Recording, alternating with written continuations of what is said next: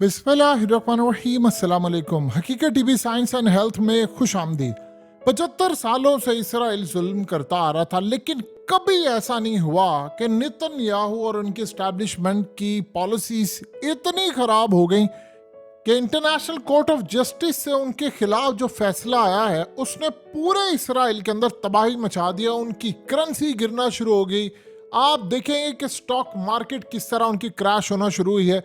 Investor भाग गया है, क्योंकि इस सारी सूरत हाल में सबसे बड़ा खतरा ये है कि इसराइल पर पाबंदियां लगी, क्योंकि एक महीने के बाद जो रिपोर्ट उसने जमा करवानी है फैसले के मुताबिक कि वो ये तमाम जितना फलस्तीनियों को मार रहा है वो रोके, बिल्डिंग्स तबाह कर रहा है वो रोके, और जो वो नहीं रोकेगा तो पूरी दुनिया के अंदर इन पर पाबंदियां लगेगी। लेकिन उस वक्त क्या हुआ है कि जब ये फैसला रिलीज हुआ तो आपको दो वीडियोस दिखाते हैं जिसने इसराइल की कमर तोड़ी है।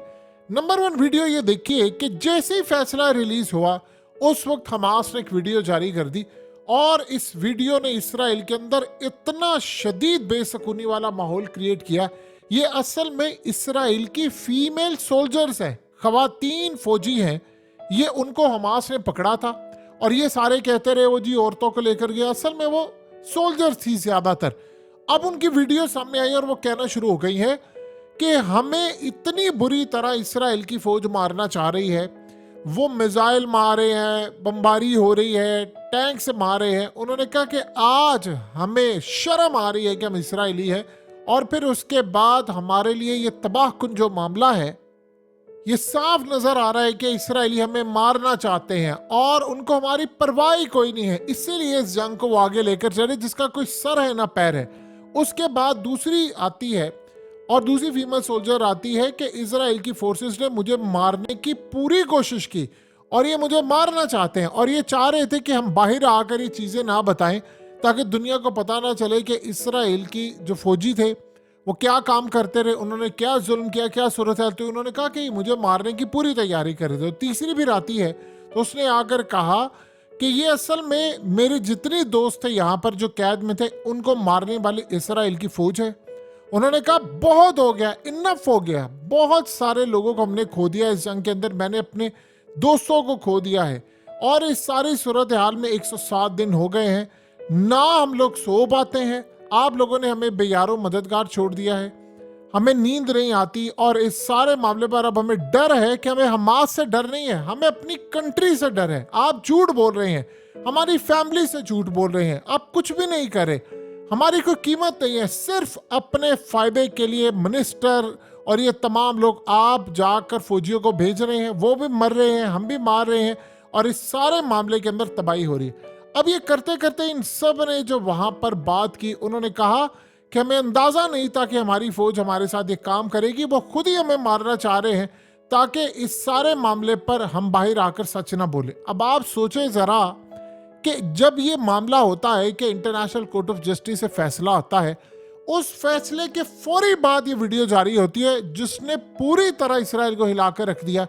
एक तरफ इंटरनेशनल कोर्ट ऑफ जस्टिस का जो फैसला, सारी जिंदगी इसराइली पूरे वर्ल्ड में जाएंगे तो उनको यही कहता रहेंगे कि तुम लोग नस्ल कुशी करने वाले हो, कत्लेआम करने वाले हो, तुम्हारा मुल्क ऐसा है, क्योंकि पहली दफा फैसला आ गया है कि इसराइली काम करे। आज से पहले हुआ नहीं था, आज से पहले तकरीरें होती थी, आज से पहले ये स्टैब्लिश हो गया पूरा कि इसराइल ये काम कर रहा है, और ऑर्डर आया है कि इसको रोकना है। लोग कह रहे सीज फायर का हुक्म नहीं दिया है, सीज फायर का हुक्म होता है हमास के साथ।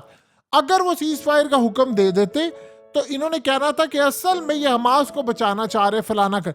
इसराइल के बारे में उन्होंने कहा कि जो साउथ अफ्रीका ने केस स्टैब्लिश किया है वो हमास का नहीं था, वो ये था कि आम लोगों को मार रहे थे। अब उनको रोकने का ऑर्डर जारी हुआ, ना कि हमास से लड़ाई का। तो आप सोचे जरा, हमास से तो उनको कुट पड़ रही है, वहां से तो वो मार खा रहे हैं, तो वहां पर रोकने की बात हुई है क्या आम लोगों को? ये आम लोगों को मारकर कहते थे कि हमने उनको मार दिया है, हमने हमास को मार दिया।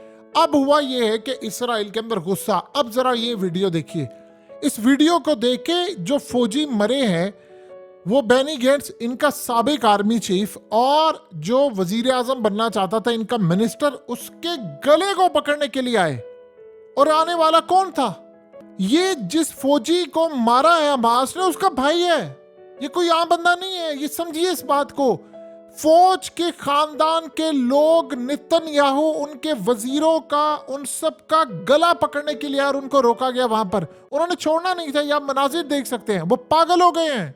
वो कह रहे हैं कि हमने इनको छोड़ना नहीं, इनकी वजह से जंग जारी है और ये हमें मरवा भी रहे हैं, ये तबाह भी कर रहे हैं और इस सारे मामले पर हमारा बुरा हाल हो चुका है क्योंकि फौजी मारे जा रहे हैं, जंग वो जीत नहीं रहे और रातों को उनकी नींद हराम हुई पड़ी है। आपने जिंदगी में कभी ऐसा लम्हा देखा था कि इस्राएल की फौज के लोग डरे हुए हैं? वो कहते हैं हमने जंग नहीं करनी, बंद करो ये तमाशा, वापस करो उनकी जमीन, हमने नहीं लड़नी, हम मुल्क छोड़कर चले जाएंगे। कभी जिंदगी में, कभी पूरी लाइफ में ये काम हुआ ही नहीं है जो आज ये सूरत हाल हो रही है। और मजे की बात है कि आज से पहले कभी लोगों ने इस तरह लाइव टीवी के ऊपर बैठकर फैसला नहीं सुना जो इंटरनेशनल कोर्ट ऑफ जस्टिस में हुआ। देखिए, पाकिस्तान समेत दुनिया भर के अंदर लोगों का ये ख्याल है और उनको ये बात समझ नहीं आ पा रही। वो कहते हैं जी वो फलाना फैसला आ गया। फैसला उन्होंने ये अगर दे देते कि आप ये लड़ाई खत्म करें तो इसराइल ने इसको तस्लीम नहीं करना था। अब इसराइल को तस्लीम करना पड़ेगा। उन्होंने फैसला ये दिया है कि इसराइल नस्लकुशी कर रहा है। इसराइल के खिलाफ जो पटिशन थी वो मंजूर की जाती है। इसराइल ने जो कहा था कि पटिशन खारिज करे वो रिजेक्ट की जाती है। लिहाजा इसराइल कसूरवार है और 30 दिन के अंदर अंदर ये बंद करे। हमास के खिलाफ लड़ाई का कहते तो उन्होंने कहना था, ये तो उनके साथ मिले हुए थे, उन्होंने कहा कि आम लोगों को मारना बंद करे। हमास से लड़ाई करनी है करें, आप जाकर मार खा रहे हैं खाते रहे। और इस सारे मामले पर इसराइल के खिलाफ इतना खतरनाक ये वार्निंग शॉट था। इसके बाद से पाबंदियों का टाइम आ गया है, इसके बाद से गिरफ्तारी, इसके बाद से ये होगा कि बैरून ममालिक इनके ऊपर केसेस है, ये जाएगा, इसको गिरफ्तार किया जाएगा। उधर आप देखिए कि जब हमास ने इन खवातीन की वीडियो जारी की है तो इसराइल के अंदर लोग सड़कों पर निकल गए हैं और वो शदीद गुस्से का शिकार है कि हम लोगों ने बहुत ज्यादा अपने लोगों की लाशें उठा ली, जनाजे उठा लिए, अब तुम लोगों ने हमें यहां पर लाकर छोड़ा है जहां पर सिवाय हमारे पास बर्बादी के और कुछ भी नहीं है। तो इस सारी सूरत हाल के अंदर इसराइल के हाथ से गेम निकल गई है। अब देखिए, सबसे बड़ा मसला ये हुआ है कि अमेरिका के लिए अब सबसे बड़ा चैलेंज बना और सबसे बड़ा चैलेंज बना यूरोप के लिए। देखिए, पाकिस्तानियों को तो शायद अंदाजा ना हो कि हमारे लिए तो चीजें मैटर भी नहीं करती क्योंकि ना तो हम केस लेकर गए हैं, ना कोई पाकिस्तान की जानिब से कोई रिस्पॉन्स आया है, ना उम्मत मुस्लिमा की जानिब से। इंटरनेशनल सतह पर खास तौर पर यूरोप में जो हेडलाइंस बनी है उसमें यह कहा गया है कि इसराइल को कसूरवार कहा गया और अब जो भी इसराइल के खिलाफ फैसला देगा यूरोप के अंदर अवाम उसको रेजिस्ट करेगी, यानी जो सपोर्ट मिलेगी, चाहे यूरोप का कोई भी हुक्मरान उठे और कहे जी हम इसराइल के साथ इस जंग में हैं, उसको अवाम नहीं छोड़ेगी उसकी। वो कहेगी नहीं, आपने शमूलियत इख्तियार नहीं करनी। अब अमेरिका पर प्रेशर आने वाला है क्योंकि सबसे ज्यादा मसला ये हुआ है कि ये जो सारा कुछ हो रहा है वो अमेरिका की मर्जी से हो रहा था, अमेरिका के हथियारों से हो रहा था। अब जब फैसला आ गया वहां से और फैसला आने के बाद अब अमेरिका के ऊपर कांग्रेस से लेकर हर जगह प्रेशर होगा। अब अवाम सड़कों पर होगी कि अब इंटरनेशनल कोर्ट ने फैसला ये दे दिया, लिहाजा अमेरिका के जो हथियार है असल किरदार तो वो हथियार अदा कर रहे हैं जिसकी वजह से इसराइल ये लड़ा है। लिहाजा इसका खमियाजा जो बाइडेन को इलेक्शन में बुरे अंदाज में भुगतना पड़ेगा। देखिए, इंटरनेशनल सतह पर एक बात आप अच्छी तरह समझ लीजिएगा कि दुनिया में सबसे ज्यादा जो यूरोप होता है वो इन मामलात में सेंसिटिव होता है। इन्होंने एक जाल बिछाया हुआ था नेतन्याहू के खिलाफ, ये सारा कुछ करते थे नेतन्याहू के खिलाफ। इन्होंने जो प्लान किया था वो बड़े कमाल तरीके से स्टैब्लिश हुआ है क्योंकि जब इन्होंने आज से कुछ देर पहले कहा था कि यूक्रेन में पुतिन ये काम करता है, सारा कुछ करता है, तो उस वक्त सूरत हाल बड़ी ज्यादा खतरनाक थी, लोगों ने उसको मान लिया था। अब लोग कह रहे हैं कि ये जब काम इजराइल कर रहा है और अब तो एस्टैब्लिश हो गया है तो अब तुम लोग इसका साथ क्यों दे रहे हो। यानी अवाम इतना ज्यादा नाखुश हो गई है कि फौज के अंदर वहां पर लड़ाइयां जारी है, फौजी कह रहे हैं हमने नहीं लड़ना, और उसके बाद जब वीडियोस जारी हो रही हैं और लोग उनके गिरेबानों तक पहुंच रहे हैं तो ये तो काम होना ही था। अब असल कहानी ये होने वाली है कि यमन के महाज पर जो ममालिक साथ थे वो भी अब साथ नहीं होंगे। यानी इस्राइल का जो सबसे बड़ा इशू ये था कि उनको सपोर्ट नहीं मिल रही थी जो चाहिए थी, अब वो मजीद नहीं मिलेगी। अब इस्राइल के पास ऑप्शन कोई नहीं है। आप जानते हैं कि इस वक्त सबसे बड़ी डेवलपमेंट क्या है, ये जितने साबिक इस्राइल के आर्मी चीफ हैं या एयर चीफ हैं या मोसाद के चीफ हैं, इन सब ने मिलकर एक पटिशन तैयार की है और साइन किया और उसमें कहा गया है कि नेतन्याहू को कुर्सी से हटाया जाए। यानी कौन लोग? बड़े बड़े लोग जो इसराइल के साबिक आर्मी चीफ के ओहदों पर हैं और ये सारे कुछ रह चुके, यानी उन सब ने कहा है कि इस बंदे को फारिग किया जाए। अब अगर नेतन्याहू को यहां से वो फारिग करते हैं, देखिए इस जंग को वो रोकते हैं, इसराइल को एक बात याद रखिएगा, इतना बड़ा झटका लगेगा कि 2000 साल के बाद कोई इस्टेब्लिश कर सका है। आप जानते हैं सारी जिंदगी इसराइल ने कानून ये बनवा दिए थे, दुनिया में उन पर कोई तनकीद नहीं कर सकता था। अब तो आप इंटरनेशनल कोर्ट ऑफ जस्टिस में ऐसा केस इस्टेब्लिश हो गया, ऐसा केस है कि अब 30 दिन के अंदर अंदर इनको काम ये करना है कि इनको यहां पर इस्टेब्लिश करके देना है कि हमने ये काम नहीं किया। यानी ये बड़ा मजेदार वर्डिक्ट है। अब सोचे जरा, ये बिल्डिंग तबाह नहीं कर सकते, ये मस्जिदों पर बमबारी नहीं कर सकते, अस्पतालों पर अब ये बमबारी नहीं करेंगे, इनको इजाजत नहीं होगी। पहले तो कोई रोकने वाला नहीं था, अब वो कह रहे हैं कि आप ये सारा बताएं। इसका ये मतलब है कि अब लड़ाई जो उनकी होगी वो खालिसतन हमास के साथ होगी। यानी जो इनका वो प्लान था कि हमने जी वो टेम्पल और फलाना ये वो, अब वो प्लान भाड़ में गया। यानी अब इस सारी सूरत हाल में जो इंटरनेशनल सतह पर प्ले होगी, अब यहां पर चाइना अपना एक रोल प्ले करेगा। देखिए इंटरनेशनल कोर्ट ऑफ जस्टिस से आ गया फैसला, अब उसके बाद 1 महीना ये इंतजार करें, जब नहीं होगा तो जब पाबंदियों की बारी आएगी तो सबसे पहले चाइना आगे बढ़ेगा। चाइना आगे बढ़ेगा और वो कहेगा कि ठीक है जी, पाबंदियों का मामला है, हम पाबंदियां आयद करते हैं इसराइल के ऊपर। उसके बाद असल आपको हकीकत टीवी थ्रू आउट हमेशा ये बात बताता है कि लड़ाई जो होनी है इसराइल की मुस्तकबिल की सबसे बड़ी, वो इसराइल की रूस के साथ होनी है लड़ाई। लोगों को ये बात समझ नहीं आ रही, ये लड़ाई वहां पर होनी है। अमेरिका शाम से निकल रहा है, अमेरिका इराक से निकल रहा है, अमेरिका यमन के अंदर पूरी तरह तबाह है, रूस वहां पर टेक ओवर कर रहा है। तो इस सारे मामले पर अमेरिका को निकालकर रूस को एंट्री दी जा रही है। तो रूस तो इस वक्त ईरान के साथ है, मुसलमानों के साथ है, चाइना के साथ है, और इवन क्या आप अंदाजा कीजिए, उन्होंने तो इंडिया के साथ बड़े अच्छे ताल्लुकात अपने बनाए हुए हैं। और इवन के इंडिया के ऊपर इतना प्रेशर था कि आप रूस के खिलाफ जाएं, उन्होंने जाने से इनकार कर दिया। उन्होंने कहा ठीक है भाई, हम क्यों जाएं, हमारा मुल्क है और हमने अपने फैसले करने हैं। तो इस सारी सूरत हाल के अंदर अमेरिका को वहां से भी झटका लगा है। तो जब ये लड़ाई अब बढ़ेगी तो असल लड़ाई होगी इसराइल की और रूस की। जब चाइना ने इन पर पाबंदियां आयद करनी है तो आपको अंदाजा होगा बड़े बड़े ममालिक इन पर पाबंदियां आयद करना शुरू कर देंगे, तब इसराइल के लिए बड़ा मसला। या तो अब उसको वो ये लड़ाई खत्म करना पड़ेगी, या वो पाबंदियों के लिए पूरी तरह तैयार रहेगा। और फैसले भी आने हैं, ये यहाँ मामला रुकना नहीं वाला। यानी आप ये सोचें कि एक चीज पहली मर्तबा 75 साल बाद इसराइल के कयाम से लेकर आज तक पहली मर्तबा इंटरनेशनल कोर्ट से इस्टेब्लिश हो चुकी है। अब सोचे इससे क्या फायदा होगा।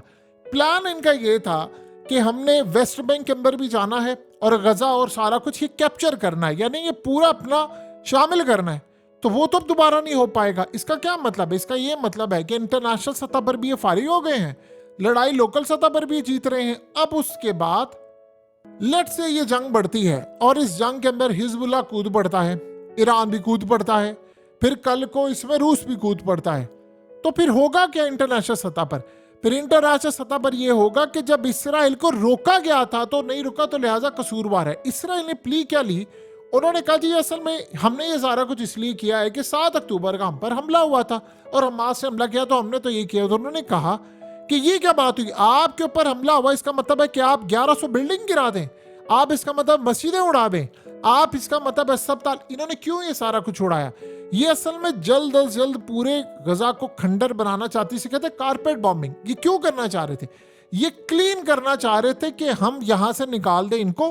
प्लान इनका ये था कि हम इनको निकालें, हम इनको पहले मिस्र भेजें और हम उसके बाद कहेंगे जी हमने इनका मुकाबला करना, हम हमास को यहाँ पर ख़त्म करें। ये प्लान था इनका, हमास को ख़त्म करें, इनको मिस्र भेजें या फिर इनको जॉर्डन भेजें। फिर उन्होंने बातचीत अफ्रीका से भी करना शुरू कर दी, इवन कि आयरलैंड से भी बात की, यूरोप से भी बात की कि हम इन सबको आपके ममालिक में भेजेंगे।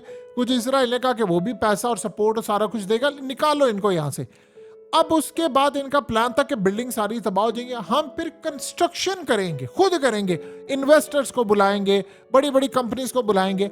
हम उसको यहाँ पर ख़त्म कर चुके होंगे, सुरंगें तबाह कर चुके होंगे, तो हम यहाँ पर उनको बुलाकर एक ऐसा शहर बनाएंगे जो फ्यूचरिस्टिक सिटी होता है, जैसे नियोम सिटी है सऊदी अरब का, उससे ही बेहतर। रोबोट चलेंगे, फिजा में गाड़ियाँ उड़ेंगी, ऐसा शहर, ऐसा मुल्क बना देंगे, ऐसा खिता बना देंगे तो दुनिया हैरान हो जाएगी। उसके बाद हम 5 साल का टाइम लेंगे, उसके बाद फलस्तीनी भूल जाएंगे, हम ऐसा केस करेंगे, ऐसे सूरत हाल पैदा कर देंगे कि इनमें से कभी कोई आएगा ही नहीं और हमारी निकल आएगी लॉटरी। हम सारा इलाका इसी तरह, फिर हम वेस्ट बैंक में चले जाएंगे, फिर उसके बाद ऐसा हिस्सा हम जब इसको फतह करेंगे तो मिस्र का हिस्सा भी ले लेंगे, फिर हम शाम का। ये इनके ग्रैंड प्लान थे कि हम ये कर लेंगे, वो कर लेंगे। वो तो रशिया कूदा, उसने कहा कि हम तो फलस्तीन की रियासत का अगर कयाम मंजूर ना हुआ तो फिर हम यानी इसको छोड़ेंगे नहीं, यानी इसके ऊपर ही डटे हुए हैं। चाइना ने भी कह दिया, अमेरिका को भी बयान देना पड़ा। करते करते करते वो case international court of justice में चला गया, उन्होंने इसराइल को रोक दिया। ये वो सारा प्लान था कि जी हम कब्जा कर लेंगे, हम ये कर देंगे, फलाना कर देंगे। देखिए ये कुदरत के काम होते हैं, पहली मर्तबा ही सही, लेकिन इस्टेब्लिश हो गया, इंटरनेशनल कोर्ट ने फैसला दे दिया कि इसराइल ने यहां पर मारा है मासूमों को। अब वो रोकेगा नहीं तो वो पाबंदियों की जद में आएगा। चाहे कुछ भी आप कहें, थोड़ा ही सही, कुछ सही, लेकिन पहली मर्तबा इसराइल दीवार पर लग गया, उसको कॉर्नर कर दिया गया और ये सबसे बड़ी फतह है। हकीकत टीवी साइंस एंड हेल्थ की इस वीडियो के नीचे कमेंट जरूर कीजिए, अपनी राय का इजहार जरूर करें और इस वीडियो को हर जगह शेयर करते हुए चैनल को सब्सक्राइब जरूर करें।